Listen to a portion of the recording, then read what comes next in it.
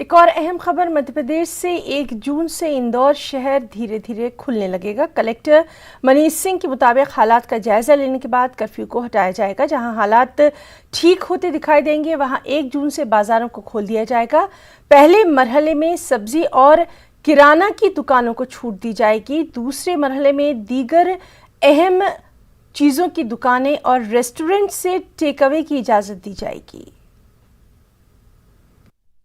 अभी जो आज बैठक ली थी, जो कल ये निर्णय हुआ था सभी क्राइसिस मैनेजमेंट टीम के सदस्यों से एक आपस में चर्चा करके, फ़ोन पे चर्चा करके, उसमें ये था कि 7-8 दिनों के लिए थोड़ा सख्ती और कर दी जाए शहर में।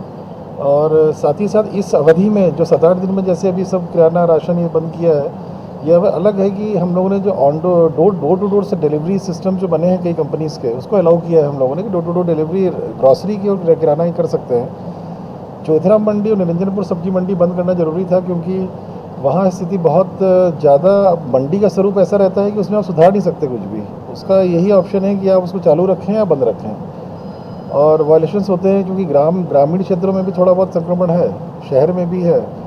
तो इसीलिए निर्णय लिया गया है कि अब जब शहर बहुत हद तक ठीक हो गया है और अगर 1 जून से खोलना है शहर को, ग्रेजुअल खोलना शुरू हो जाएगा, तो उसके लिए एक बार 7-8 दिन का थोड़ा सख्ती करके और कंटेनमेंट एरियाज आइडेंटिफाई कर लें। इसीलिए आज बैठक ली थी पूरे ज़िले के अधिकारियों की।